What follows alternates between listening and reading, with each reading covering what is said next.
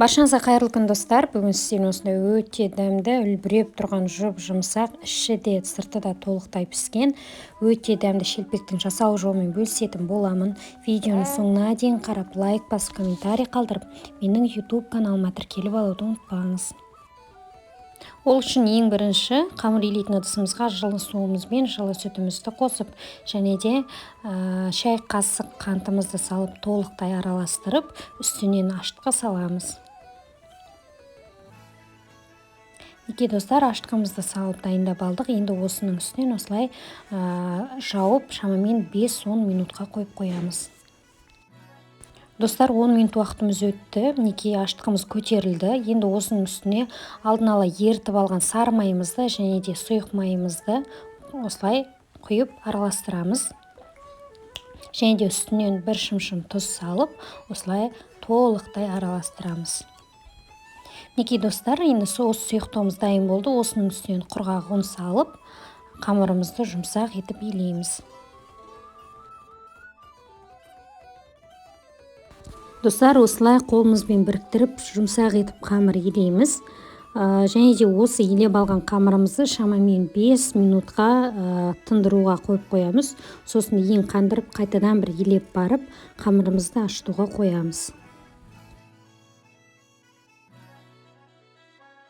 Достар, осылай шелпектің болсын, бауырсақтың болсын, аштардың алдында осылай ең қандырып, бір басып илеп барып ашытсаңыздар, онда қамырыңыз, бауырсағыңыз өте жұмсақ, үлпілдек болып піседі.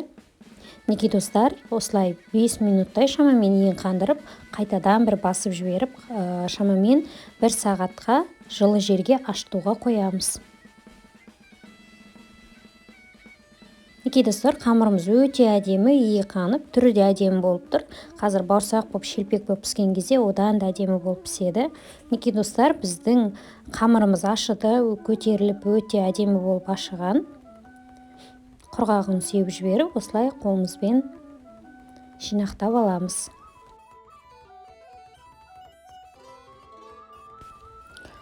Осылай бірнеше бөліктерге бөліп, домалақтап, жаңағы шелпегімізді дөңгелек етіп жаюға ыңғайлап дайындап аламыз. Достар, видеоның төмен жағында описание бөліміне керекті ингредиенттердің көлемін жазып қойдым. Сол бойынша жасасаңыздар, өте дәмді, өте жұмсақ, үлпілдек болып піседі.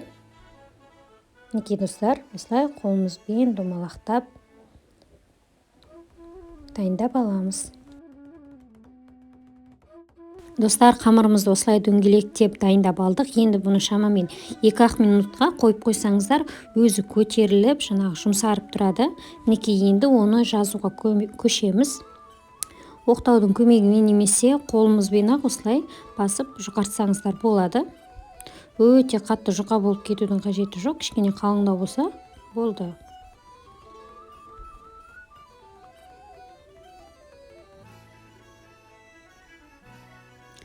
Достар, барлық шелпектерімізді осылай жазып дайындап алдық. Енді бұны осылай жазып қойғаннан кейін шамамен тағы да майымыз қызғанша шамамен 5 минуттай тұратын болса, тағы да бұл шелпегіміз көтеріледі.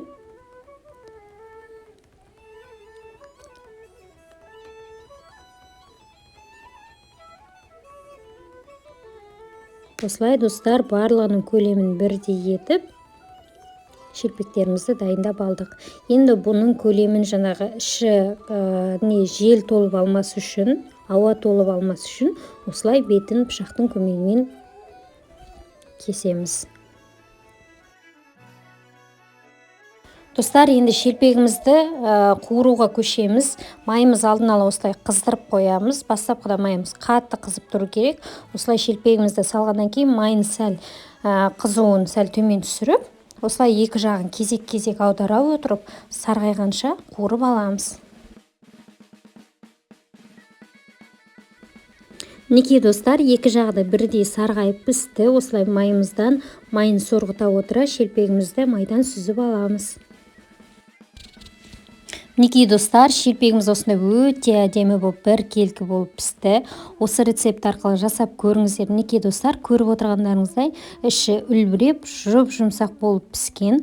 Егер сізге осы видео рецепт ұнаған болса, немесе осы видеоның соңына дейін қараған болсаңыз, міндетті түрде лайк басып, комментарий қалдырып, арнама тіркеліп алуды ұмытпаңыздар. Және де осы видеоның жоғары жағында жазылған менің инста парақшама да тіркеліп алуды ұмытпаңыз.